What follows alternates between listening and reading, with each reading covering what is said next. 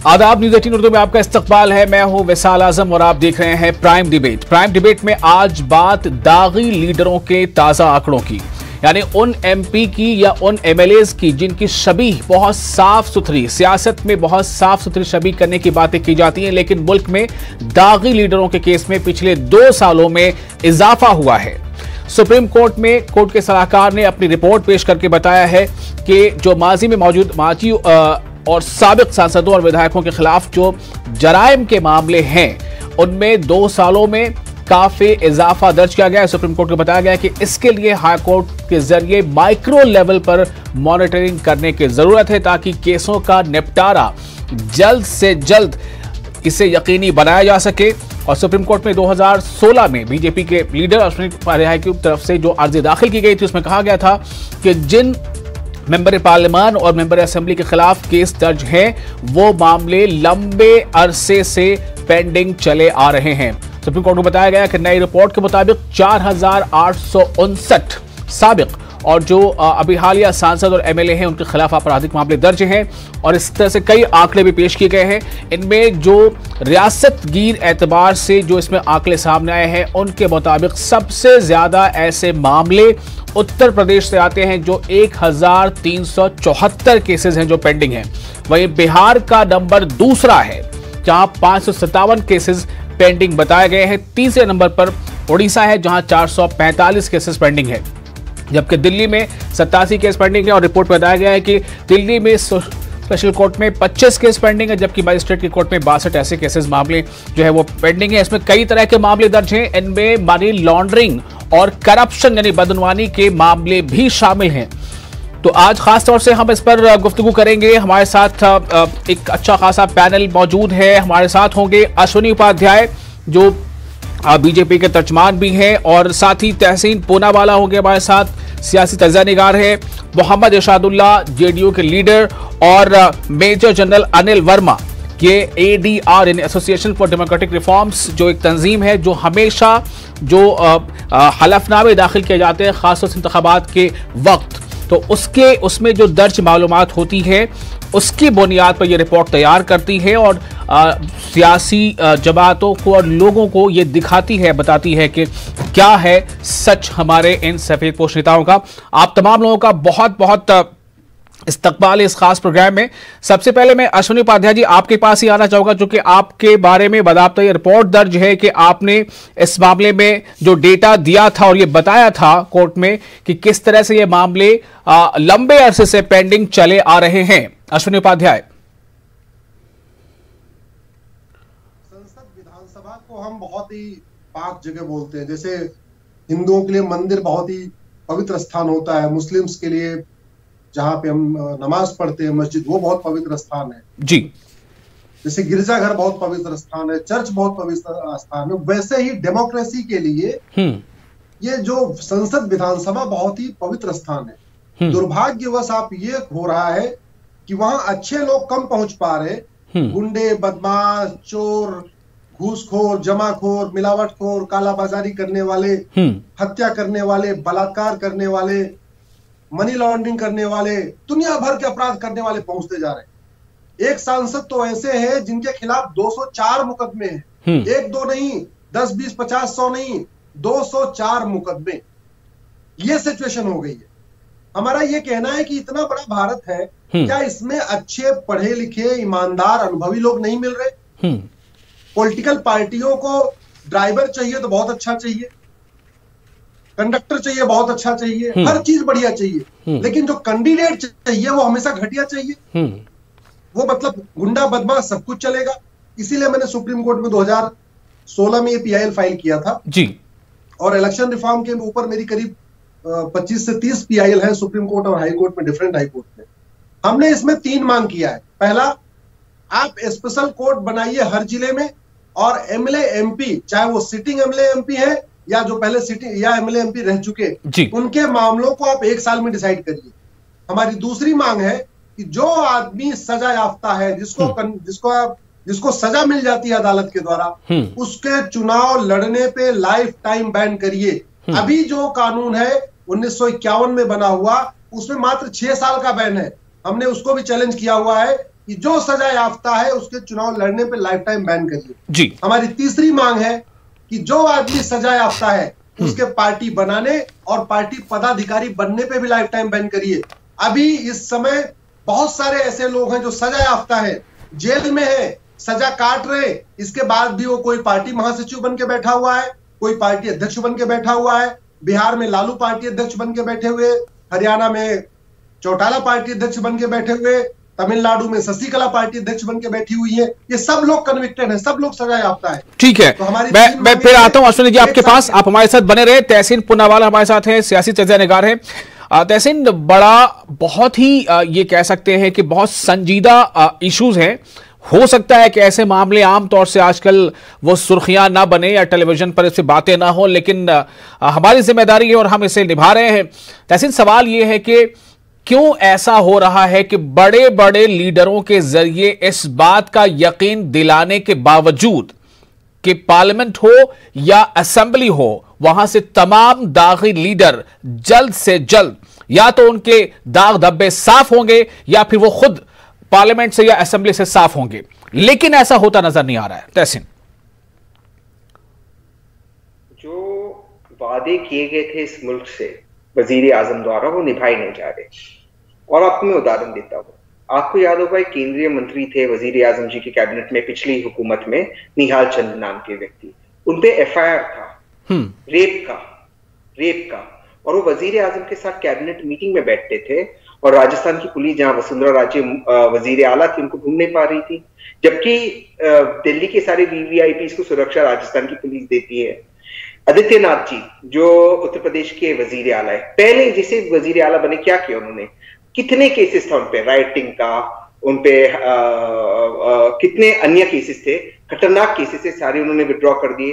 येदियुरप्पा जी, और जो हमारे वजीर आजम ने हमसे वादा किया था कि अगर उनको बहुमत मिलती है तो ये अपराधियों को ये बाहर निकालेंगे पार्लियामेंट से, क्या कोई कानून उन्होंने पास किया, कोई ऑर्डिनेंस उन्होंने पास किया? आज तो राज्यसभा लोकसभा दोनों में उनके पास मेजोरिटी है। उपाध्याय जी को सुप्रीम कोर्ट जाने की क्या जरूरत है? सुप्रीम कोर्ट कुछ कर नहीं सकती, कानून तो पार्लियामेंट को बनाना है। लास्ट चीज, आपको याद होगा प्रज्ञा ठाकुर नाम की एक व्यक्ति, जिसको वजीर आजम ने News 18 को इंटरव्यू देते हुए कहा मैं हृदय से इन्हें माफ नहीं करूंगा। क्या हो गया? वो तो मेंबर ऑफ पार्लियामेंट बन गई। मेंबर ऑफ पार्लियामेंट बनने के बाद कहा कि मैं गोडसे की पुजारी हूं, महात्मा गांधी की पुजारी नहीं हूं। टेररिस्ट अक्यूज है। और मेरे मित्र हेमंत करकरे जो इस मुल्क के लिए शहीद हुए, उसको उसने श्राप दिया। ऐसे व्यक्ति को बीजेपी टिकट देती। आप कानून बना लीजिए, कल सुबह कानून लाइए, और जो सियासी दल इसको अपोज करेंगे उनको पब्लिक देख लेगी, एक्सपोज कर देगी। आप कानून क्यों नहीं लाते? ये सवाल क्यों नहीं पूछ रहे? ये सवाल पूछना चाहिए।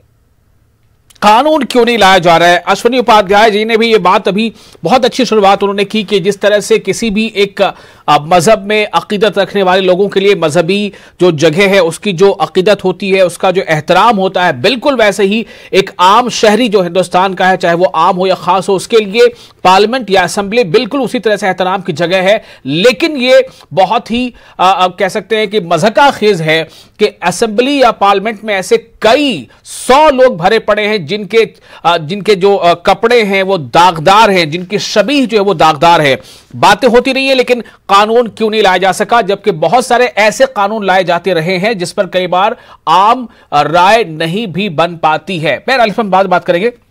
मेजर जनरल अनिल वर्मा है, रिटायर्ड है, हेड है ADR के। अनिल वर्मा साहब, मेरा आपसे सवाल है कि खासतौर से ADR ने इसमें बहुत पहल की है और ये जो हलफनामे दाखिल करते हैं हमारे उम्मीदवार इंतखाबात के वक्त में, उसकी बुनियाद पर आप हमेशा जो है एक आईना दिखाने के काम आपकी संस्था ये करती रही है। मैं आपसे जानना चाहता हूं कि क्या आपका मकसद, ऐसा लगता है आपको कि वो पूरा हो रहा है, या सिर्फ ये कि कुछ एक दिनों के लिए ये सुर्खियां बनती है कि इस पार्टी के इतने दागी, इस पार्टी के इतने दागी, लेकिन अब सिर्फ वो पार्टी के दागी उम्मीदवार नहीं बल्कि अब तो वो MLA MP भी हैं। क्या कहना चाहेंगे आप इस पर? हाँ, आपने बिल्कुल सही सवाल पूछा है कि हमें भी खुद लगता है कि हम भी फेल हो रहे हैं इस चीज में, क्योंकि हम 20 साल से इस काम में लगे हुए हैं और बहुत सारी सुप्रीम कोर्ट की जजमेंट्स हैं, बहुत सारे कमीशंस हैं जिनकी रिपोर्ट्स हैं कि ये दागी नेता के बारे में। लेकिन प्रॉब्लम ये है कि जनता एक तो मेरे को लगता है इस चीज को समझती नहीं है कि ये हमारे लोकतंत्र के लिए अच्छी बात नहीं है, इतने ज्यादा क्रिमिनल केसेस वाले नेता, दागी नेता जो चुन के आते हैं। और दूसरी बात, पॉलिटिकल पार्टीज इसमें बिल्कुल भी सुधार के लिए इंटरेस्टेड नहीं है। कोई भी पार्टी, अभी आपने जैसे कोई भी पार्टी बुलाए हुए हैं, तो वो कोई भी पार्टी नहीं है। ये जो अभी बोल रहे थे कांग्रेस के वक्ता, उनके भी खुद का भी अपना अगर गर्दन में झांक के देखें तो उनकी भी कोई कमी वो नहीं है। हरेक पार्टी लगभग 1/3 कैंडिडेट्स ऐसे चुनती है जिनके ऊपर, जिसको हम कहते हैं धनबल और बाहुबल, दोनों चीजें हैं।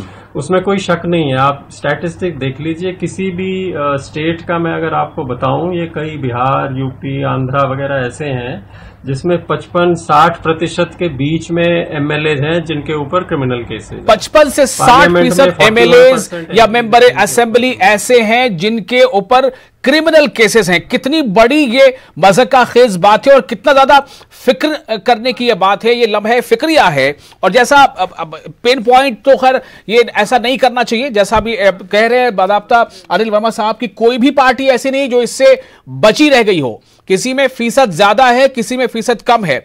अभी मौजूदा वक्त में बिहार में इंतखाबात होने हैं और जो रिपोर्ट पेश की गई सुप्रीम कोर्ट में, उसके मुताबिक जो रियासतवार जो आंकड़े हैं, सबसे ज्यादा केसेस उत्तर प्रदेश में हैं। यानी सबसे ज्यादा ऐसे केसेस जो दागी विधायकों के हैं वो उत्तर प्रदेश से हैं। सबसे ज्यादा ऐसे केसेस जो दागी हैं वो बिहार से है दूसरे नंबर पर। अब वहां पर फिर से एक बार मौका है आवाम के लिए। मैं एक बार फिर से अश्विनी उपाध्याय जी आपके पास आ रहा हूं। देखिए, आपने जो शुरुआत में बात कही, क्या आपको लगता है अश्विनी जी कि जिस शुद्धता के साथ, मैं कहूंगा जिस प्योरिटी के साथ आपने इस बात की शुरुआत की थी, इस मुबाहिसे की शुरुआत की थी, क्या आपको लगता है कि इस प्योरिटी को पार्टियों में, पॉलिटिकल पार्टीज में, चाहे वो कोई भी पार्टी हो, कहीं भी कोई जगह या कोई स्थान मिलता है इसे? ये हो रही है कि इसमें आम जनता कहीं ना कहीं वोट देती है, जबकि उसके पास नोटा का विकल्प है। मुझे लगता है कि आम हो क्या रहा है कि ये जो पावरफुल पॉलिटिशियंस हैं, वो चाहे मनी पावर उनके पास है, और जो मनी पावर साथ उनके पास मसल पावर आ गई है, इसके द्वारा ये अनाप शनाप मतलब 20-20 करोड़ रुपए खर्च कर देते हैं वो एमएलए के इलेक्शन में, 50-50 करोड़ रुपए खर्च करते हैं वो एमपी के इलेक्शन में, और वो जीतते हैं। हर पॉलिटिकल पार्टी के साथ दिक्कत है कि पॉलिटिकल पार्टी यहाँ पे आई है, वो उसको सत्ता चाहिए, उसको जिताओ, उसको तो जीतने वाला कैंडिडेट चाहिए। पॉलिटिकल पार्टी अपना सर्वे कराती है अपने उस लोकसभा विधानसभा में, तो पता चला कि ये जीतने वाला है। अब एक तो उसके पास मनी पावर, दूसरा मसल पावर, फिर उसके कास्ट की पावर, जाति की पावर, या उसके कम्युनिटी की पावर, उसके मजहब की पावर, वो और ऐसे मिला के, तो बेसिकली कास्ट, मजहब, मनी पावर, मसल पावर, एक ऐसा पावरफुल एक सिंडिकेट खड़ा हो जाता है जहां पॉलिटिकल पार्टी भी मजबूर हो जाती है। तो निश्चित रूप से इसमें जनता को भी, खासतौर पे यूथ जो है, नए यूथ, इनको समझने की जरूरत है कि अगर हम, दिक्कत कहां हो रही है, अगर हमें टीचर चाहिए किसी फैमिली को अपने बच्चे को ट्यूशन करवाने के लिए, तो टीचर एकदम बढ़िया फर्स्ट क्लास चाहिए, एक्सपर्ट चाहिए, पढ़ा लिखा चाहिए, ईमानदार चाहिए, मेहनती चाहिए। अगर हमें डॉक्टर चाहिए, अनुभवी चाहिए, मेहनती चाहिए, ईमानदार चाहिए। अगर हमें कोई ड्राइवर चाहिए, वो भी मेहनती, ईमानदार, हार्ड वर्किंग, एक्सपीरियंस चाहिए। लेकिन जिस लॉ मेकर, जिसको हम पूरे देश का अपने भाग्य सौंपते हैं, जो पूरे देश को हम पूरी सत्ता सौंपते हैं, वो हम अपने क्या करते हैं, मजहब के आधार पे या जाति के आधार पे चुन रहे हैं। ये एक प्रॉब्लम चल रही है। लेकिन अश्विनी उपाध्याय जी, आपने कहा कि पावर आने के लिए हाथ में ये हथकंडा या ये तरीका मान लेते हैं कुछ हद तक के लिए कि पावर में आना, इसलिए आपने ऐसा किया। लेकिन जब पावर में आप आ चुके हैं, जब आप पावर में आ चुके हैं, तो तहसीन पूनावाला का यह सवाल है, आप कानून क्यों नहीं बना लेते? देखिए, जहां तक तहसीन पूनावाला का जवाब मैं दूं, वो बेसिकली आज आपने मुद्दा बहुत अच्छा चुना है। जब पूरे भारत की मीडिया पता नहीं कहां इधर उधर की बातों पे लगी हुई है, वहां पे न्यूज 18 आपका जो ग्रुप इस अच्छे मुद्दे पे बहस कर रहा है, उसके लिए मैं आपको बधाई देता हूं। जहां तक तहसीन भाई की बात है, तहसीन भाई मुद्दे पे बात नहीं कर रहे हैं, क्या होना चाहिए क्या नहीं होना चाहिए। इसके पहले बड़ी नेचुरल सी बात है, वो कांग्रेस के नेता है, कांग्रेस ने क्यों नहीं किया, मैं उनसे नहीं पूछ रहा क्यों नहीं किया। लेकिन जो मैंने आपको पहले कहा था, भारत में सबसे ज्यादा जो क्रिमिनल का केस है वो कांग्रेस के सांसद के खिलाफ है। 208 मेजर वर्मा जी तो हैं, जरा इनसे पूछ लिए, 208 केस है उसके खिलाफ, क्यों कांग्रेस ने उसको टिकट दिया? दूसरी बात ये कहते हैं निहाल चंद की बात, तो बलात्कार का आरोप तो राहुल गांधी के ऊपर लगा है। राहुल गांधी को कांग्रेस ने अपना अध्यक्ष क्यों बना रखा है? राहुल गांधी को कांग्रेस ने अपना टिकट क्यों दिया? राहुल गांधी के ऊपर बाकायदा प्रॉपर वे में उसके वीडियो है, महिला ने बलात्कार का आरोप लगाया है, केस दर्ज हुआ, बाद में महिला गायब हो गई। तो अगर ऐसे जाएंगे तू मैं करने की, बाद में रिफॉर्म की बात नहीं होगी। तहसीन पुनावाला, क्या जवाब है इसका? नहीं, तहसीन पुनावाला से मेरा आग्रह है, तहसीन पुनावाला अभी आप उन्हीं को मन की बात करने दी। सुनिए, पार्टी से ऊपर उठो, पार्टी से ऊपर उठाओ। मेरी पीआईएल सुप्रीम कोर्ट में चल रही है, 10 दिन बाद फिर लगेगी। सुप्रीम कोर्ट आओ मेरी पीआईएल का समर्थन करो। तहसीन पुनावाला, क्या जवाब है आपके पास? अगर उनकी मन की बात हो गई तो मैं काम की बात करूं। देखिए, सबसे पहली बात तो भैया कहते रहो, सुप्रीम कोर्ट आओ। राहुल गांधी को एक मिनट, अश्विनी जी थोड़ा सुनते हैं, अश्विनी जी थोड़ा सुनते हैं। कानून बनाने के लिए एक ट्वीट तो करें, धरना प्रदर्शन छोड़ दो, कभी ट्वीट करके दिखाएं एक बार। तहसीन, मैं सबसे पहली बात तो न्यूज 18 उर्दू एक बहुत ही महत्वपूर्ण चैनल है। अगर उस पर आप फेक न्यूज फैलाओगे तो अच्छी बात नहीं है। जो राहुल गांधी के बारे में उन्होंने बातें की वो सरासर फेक है और सुप्रीम कोर्ट ने 50 लाख का दंड भी लगाया। आप इसे फैक्ट चेक कर दीजिए। आपके पीछे जो आपके जो रिसर्च टीम को बता दीजिए, आपको बताया कि मैं सही। मैं चाहूंगा इस बात को थोड़ा क्लियर कर भी दूं, क्योंकि कई बार बातें जो है शब्दों का वो ऐसा चुनाव होता है। वीडियो किस बात का था? बात ये थी, अश्विनी उपाध्याय जी, इसको थोड़ा सा क्लियर करना चाहिए। जो आरोप लगा रहा है कोई, तो आरोप लगाने वाले का वीडियो है या उस क्राइम का ही वीडियो, इससे फर्क होता है, पहली बात। और दूसरा, तहसीन जो कह रहे हैं इस बात को कि इस बारे में सुप्रीम कोर्ट ने क्या रिस्पांस दिया था। जी तहसीन, एक बार रिपीट कर दीजिए उसे। इस पे सुप्रीम कोर्ट ने ऐसे गलत आरोप जैसे उपाध्याय जी लगा रहे चैनल पे, उस पे 50 लाख रुपए का दंड लगाया। निहाल चंद का case, please I request you, फिर ऐसे बात नहीं हो पाएगी। अश्विनी उपाध्याय जी एक एक करके सुनते हैं प्लीज। आप उनका फेडर डाउन कीजिए। गलत चीज है, उन्होंने एक झूठ बोला है। ये वीडियो निकला था जिसको आरोपी का नहीं निकला था, किसी नेता का निकला था, और सुप्रीम कोर्ट ने 50 लाख का दंड लगाया। यहां पर जो मैं निहाल चंद की बात कर रहा हूं वो झूठ था।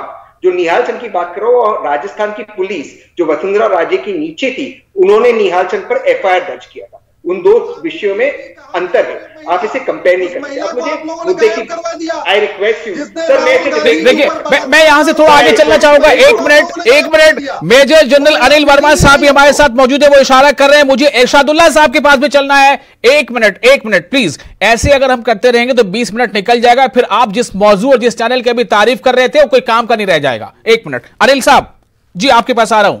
अनिल वर्मा जी मैं अपनी बात हाँ, मैं यही तहसील में आ रहा हूं आपके पास, चाह रहा हूँ कि पॉलिटिशियंस हमेशा कोई मुद्दा लेके तू मैं शुरू हो जाता है और आपका जो कीमती समय है वो वेस्ट होता है। जी बिल्कुल, हमें मुद्दे पे बात करनी है। मुद्दा ये है कि क्रिमिनलिटी बढ़ती जा रही है और उसके बारे में हम कुछ कर नहीं रहे। सुप्रीम कोर्ट अपनी तरफ से कोशिश कर रहा है, लेकिन मेरे हिसाब से पूरी कोशिश नहीं कर रहा। 2 पीछे जजमेंट्स जो आई हैं, अभी जो लेटेस्ट जजमेंट है उसका बिहार इलेक्शंस में पता लगेगा कि उन्होंने अभी बोला है कि पॉलिटिकल पार्टीज अगर क्रिमिनल केसेस वाले लोगों को खड़ा करती हैं तो उन्हें रीजन देना है, वजह बतानी है कि क्यों उनको टिकट दिया है। ये अभी पहली बारी बिहार की इलेक्शंस में पता लगेगा कि अभी कितने क्रिमिनल केसेस वाले लोगों को टिकट मिलता है और फिर पार्टी उसके लिए क्या वजह दे रही है। लेकिन मैं यही समझता हूं कि सुप्रीम कोर्ट के इसके ऊपर एक कड़ा निर्देश निकालना पड़ेगा।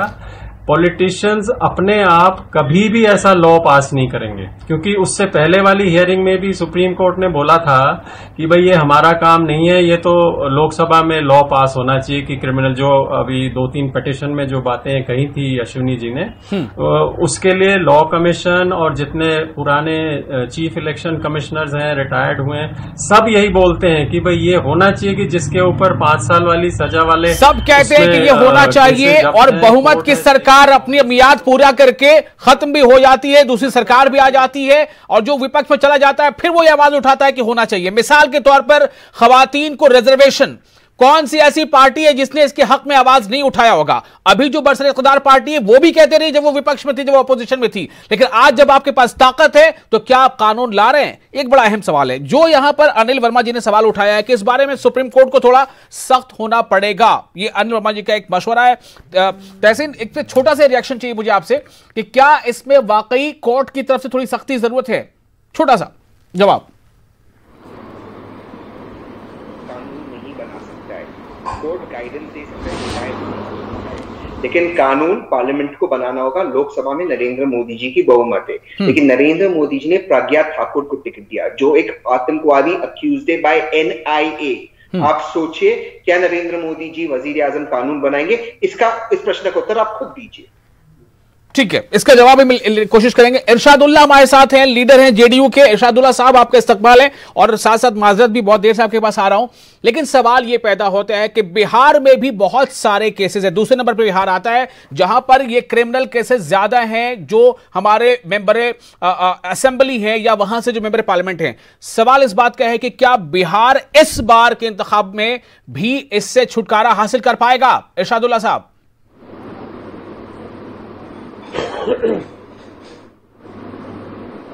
ऐसा है, आजादी के बाद से मुझे 1980 से लेकर आज तक मुझे याद है कि कांग्रेस पार्टी की एक पार्टी रही कि जितने भी क्रिमिनल्स हैं इन लोगों को टिकट दिया जाए। लेकिन 2005 से आज तक हमारे लीडर इज्जतमाब नीतीश कुमार ने क्रिमिनल से हमेशा अलग थलग वो रहे और आज भी जितने भी गलत दागी लोगों को टिकट दिया गया था और वो विधायक बन भी गए थे, इस बार उन्होंने टिकट नहीं दिया है। हमेशा वो खिलाफ मुखालफत करते रहे, हमेशा विरोध करते रहे नीतीश कुमार कि दागी लोगों को राजनीति से परहेज किया जाए। यही तो इरशादुल्लाह साहब हम सब कह रहे हैं कि सब ये बात कहते हैं, करता कोई नहीं है। क्या जेडीयू ने कभी दबाव बनाया एनडीए पर मरकज में कि आप कानून लाइए? ऐसा है, आज इलेक्शन कमीशन जो है ये सारे फैसले करती है, लेकिन जो दागी लोग हैं उन लोगों का जो है नॉमिनेशन इलेक्शन कमीशन एक्सेप्ट करती है। कम से कम इसे रोका जाए। यहां भी एक पॉइंट है, यहां भी एक पॉइंट है। क्या अनिल वर्मा जी, ये एक पॉइंट है कि इलेक्शन कमीशन ये तमाम हलफनामे देखने के बावजूद उसे परमिट करती है कि आप इलेक्शन लड़िए? इलेक्शन कमीशन कुछ नहीं कर सकती इस मामले में, उसके पास कोई पावर नहीं है। ये जो पॉलिटिशियंस बोल रहे हैं बिल्कुल गलत बोल रहे हैं। मैं आपको बिहार के स्टैटिस्टिक्स बता दूं, 2005 में 50% थे, 2010 में 58% हैं और अभी 2015 वाली जो सिटिंग एमएलएज हैं 56% एमएलएज के ऊपर क्रिमिनल केसेस है। क्या बात कर रही है? इरशादुल्लाह साहब को बताइए कुछ। वो जो आप दूसरा आंकड़ा, ये मैं आपको सबका बता रहा हूं, मैं पार्टी वाइज नाम नहीं लेता जी। लेकिन जो स्टैटिस्टिक्स वो बोल रहे हैं लंबित मामले हैं, जो अश्विनी कुमार जी बोल रहे हैं, वो पीआईएल अलग है कि इनके ऊपर केसेस चल रहे हैं जिनको फास्ट ट्रैक होना था लेकिन कुछ नहीं हुआ। मैं आपको अभी की स्थिति बता रहा हूं और मैंने आपको बोला था ना, आंध्र प्रदेश में भी 55% है, झारखंड में 54% एमएलए हैं, महाराष्ट्र में 62% एमएलए हैं। क्या बात कर रहे हैं ये लोग? लीडर हमारे नीतीश कुमार ने किसी भी क्रिमिनल को टिकट नहीं दिया है और उसको सियासत से दूर रखने की कोशिश की है। दूसरी चीज मैं, अरे उनके ऊपर अपने आप मर्डर का केस है, नीतीश कुमार के ऊपर भी मर्डर के केस हैं। He is a must be graduate. अच्छा, मैं देखिए हमारे पास वक्त बहुत कम है, क्या 10 सेकंड में कुछ अपनी बात छोटी सी रख सकते हैं? वक्त कम इसलिए कह रहा हूं। अश्विनी जी 10 सेकंड में कुछ एक वाक्य बोल दीजिए आखिर में जी। वर्मा जी का बिल्कुल समर्थन करता हूं। अब समय आ गया है कि देश में सभी लोग दलहित से ऊपर उठे, एक कठोर कानून बनाए और कठोर कानून ये होना चाहिए कि जिसके जो आदमी सजा याफ्ता है उसके चुनाव लड़ने, पार्टी बनाने, पार्टी पदाधिकारी बनने पर लाइफ टाइम बैन होना चाहिए। तहसीन पूनावाला, जेडीयू के आंकड़े आपको बता दूं, 69 विधायक में से 34 पे क्रिमिनल केस यानी कि 50% और बीजेपी के 80 एमएलए में से 50 पे क्रिमिनल केस है यानी कि 56%। और ये लोग देश को दुहाई दे रहे हैं और यहाँ पर झूठ कह रहे हैं आंकड़े। चलिए, बहुत शुक्रिया। अभी जैसा अनिल वर्मा जी ने कहा था उसी से मैं कंक्लूड करूंगा कि तू मैं से काम नहीं चलेगा। जो विपक्ष में है उसे चाहिए कि जब वो विपक्ष में था तब कौन सी बात और किस बात की आवाज उठाता था, बरसरे इक़्तिदार होने के बाद उस पर कानून लाना उसका फर्ज बनता है। बहुत बहुत शुक्रिया आप तमाम लोगों का हमारे साथ बनने के लिए। मुझे दीजिए इजाजत। आदाब।